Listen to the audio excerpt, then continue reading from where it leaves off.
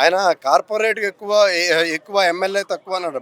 ఒక ముఖ్యమంత్రి నువ్వు ముఖ్యమంత్రిగా చేసి మాజీ ముఖ్యమంత్రిలో నీకు ఎంత జ్ఞానం, నీ జ్ఞానం ఉన్నదా లేదా అని ప్రజలు సందేహిస్తున్నారు. ఎందుకంటే నీ స్థాయిని నువ్వు మర్చిపోయి నువ్వు కేవలం పులివెందు ఎమ్మెల్యే మాత్రమే, కానీ వాళ్ళ పవన్ కళ్యాణ్ గారు ఉప ముఖ్యమంత్రి.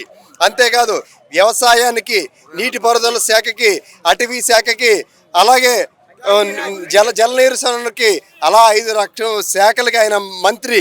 అటువంటి వ్యక్తిని పట్టుకుని ఆయన నువ్వు ఇవాళ గ్రామీణాభివృద్ధి చూడండి ఏ విధంగా ఉన్నదో. సుమారు 7,000 కిలోమీటర్ల రోడ్లు వేశారు. అదేవిధంగా నువ్వు 5 సంవత్సరాల్లో చేయలేని పని 6 నెలల్లో చేసి చూపించారు.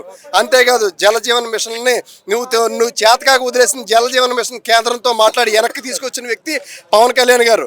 నువ్వు మీ ప్రభుత్వంలో పెద్దలందరూ డోరు తీసుకున్న అడవి సంపదని మళ్ళీ తిరిగి రక్షించిన వ్యక్తి పవన్ కళ్యాణ్ గారు. ఆయన దూరదృష్టి ఎంత విధంగా ఉంటే, కర్ణాటక కాంగ్రెస్ చీఫ్ మినిస్టర్ని ఆయన అటవీ శాఖని అక్కడ మాడుకుని అక్కడ కుంకి ఏనుగుల్ని ఇక్కడ తెప్పించి మన రైతుల పట్ల ఆయన ఎంత మేలుకుగా ఉన్నారో మీరు ఆలోచించండి. మరి ఇలాంటి ఒక్క మంచి పని కూడా నీ ప్రభుత్వంలో మేము చూడలేకపోయామే. చూసుంటే నిన్ను వాళ్ళ 151 నుంచి ఇంకా పైకి పెంచేవారు. నువ్వు చూడలేకపోయాం కాబట్టి పైనుంచి పాట్ మని అదాపాతలో తొక్కేశారు.